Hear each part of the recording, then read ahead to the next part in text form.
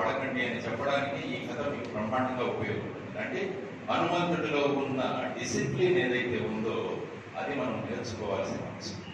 Discipline నుంచి నేర్చుకోవాలంటే లక్ష్మణ్ నుంచి కూడా నేర్చుకోవాలి. ఎందుకంటే నేను ఎప్పుడు రామాయణ భారత భాగవతాలు చెప్తుంటాను, ఎందుకంటే అందులో అన్ని విషయాలు ఉంటాయి. ఎందుకంటే రాముడు లక్ష్మణుడు సీత కోసం వెళుతుంటే ఆవిడ రావణాసురుడు తీసుకువెళ్ళిపోతున్నప్పుడు ఆవిడ నగలన్నింటినీ ఆవిడ పడేస్తుంది. అవన్నీ కూడా దొరుకుతాయి. ఆ దొరికినప్పుడు లక్ష్మణుడికి చూపించి రాముడు అడుగుతాడు, ఈ నగలు మీ వదిన గారివేనా? ఆయన మొదట ఏంటంటే ఇక్కడ నగ చూపిస్తాడు, ఈ కమ్మలకు వేసి. లక్ష్మణుడు అంటాడు, నాకు తెలియదు, నేను గుర్తుపట్టలేదు. ఆ తర్వాత భుజాలకు వేసుకుని ఇక్కడి నగలు చూపిస్తాడు, అవి కూడా దొరుకుతాయి, అది కూడా నాకు తెలియదు అంటాడు. అంటే చివరికి కాలి పట్టీలు దొరుకుతాయి. అప్పుడు కాలి పట్టీలు చూపిస్తాడు రాముడు, ఇవి మీ వదిన అంటే